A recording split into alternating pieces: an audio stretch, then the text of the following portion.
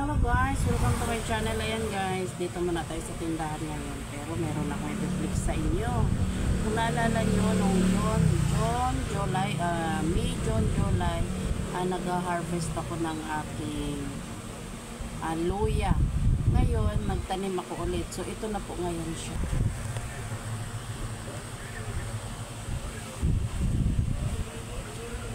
So, ito na po ang ating panibagong harvest guys. Kumuha lang ako ng portion ng ating tanim na luya. Nabitbit ko pa kasi yung isang puno na yon kasi po yung isang timbang gano'n na puno na siya, so nagbabawas tayo at meron din tayong lalagyan nito mamaya kasi magluluto tayo ng sinabawang hipon, so kaya need natin ng luya. Hindi kasi ako masyadong gumamit ng luya, kaya mas pinili ko magtanim dahil kung kailan ko gusto gumamit, magbubunot na lang ako ng kahit konti. Kasi pag bumili ako sa palengke, natutuyo lang sa ref, hindi naman masyadong gamit ang luya sa akin. So, bihira ako gumagamit ng luya. Mainam kasi ito sa mga ginataan, so bihira din ako nagagata. So, ito po siya. Kumuha tayo ng portion sa ating luya.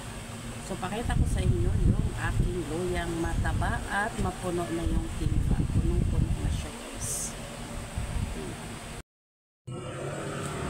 So, ito po guys, ang aking luya.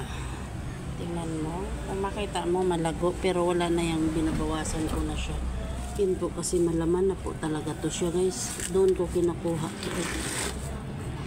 Dito ako nagbunot kanina. Ayan o. Ayan. Malaman na po talaga siya guys. Kasi pag binubunot mo to, madami siyang laman. So, ayan po siya guys. Ayan o. Makita mo yung mga ganyan, laman na yan siya. Makapal na ang laman na yan. Pag bunot mo yan, malaki ang laman siya.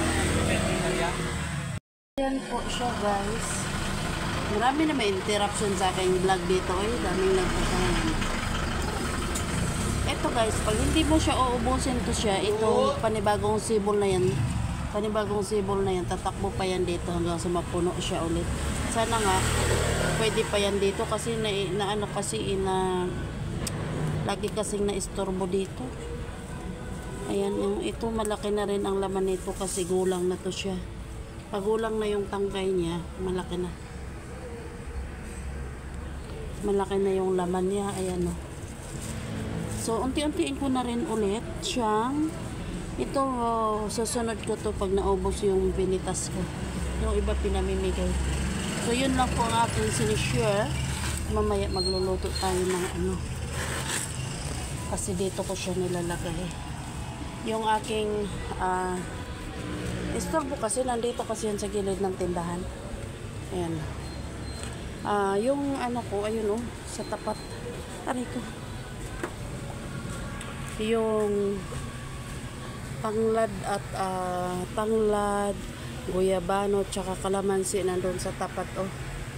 Ayan. Bakit? So yan. Sana hindi siya galaw. Minsan lang kasi baka may umihi dyan. Ako maihian yung tanglad ko dyan.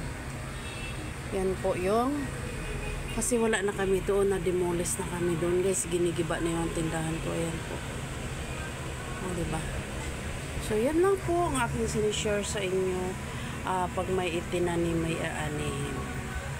So, ito is hanggang isang linggo na namin gamit o 2 linggo na namin gagamitin to. Pero pag nadaan dito yung kapatid ko, ayan, manghihingi din yun. Matagal namin ubusin to kasi hindi ako masyado gumagamit ng luya. Nakita nyo naman pag nagluluto ako, bihira ako talaga magamit ng luya. Pero ngayon, maglagamit tayo. Ayan. So, matagal natin ubusin to. I-rep lang natin to. At mamaya magluluto tayo.